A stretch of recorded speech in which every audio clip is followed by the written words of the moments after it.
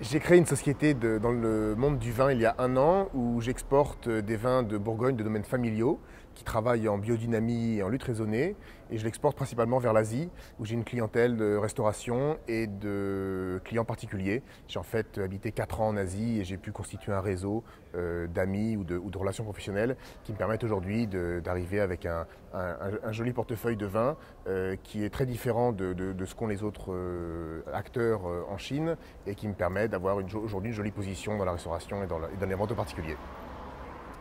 La première date clé serait 1995, qui est d'ailleurs l'année de mon diplôme, et c'est l'année où j'ai connu pour la première fois l'expatriation. Je suis parti travailler pour un grand groupe international au Danemark en tant que coopérant.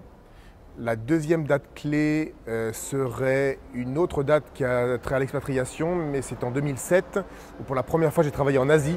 Je suis parti avec ma famille en Indonésie et puis plus tard en Chine, et ça m'a donné un véritable goût pour cette région du monde.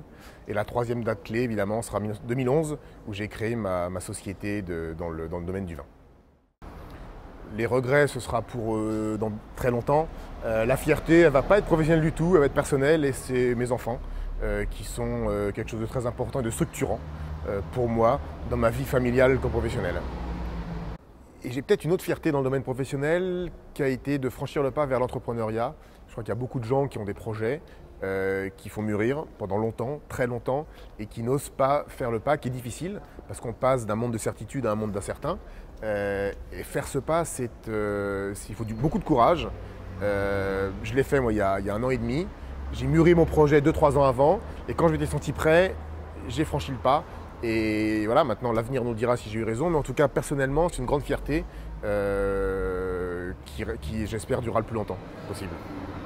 Dans 10 ans, je pense rester toujours dans le domaine du vin, toujours en exportation de vins de domaines familiaux, et j'espère avoir réussi à créer un véritable réseau de vente de ce type de vin dans toute l'Asie émergente et être devenu l'une des références pour ce type de produit. Le souvenir le plus marquant, c'est certainement le Grand Oral. Alors c'est pas le meilleur souvenir, mais c'est le plus marquant.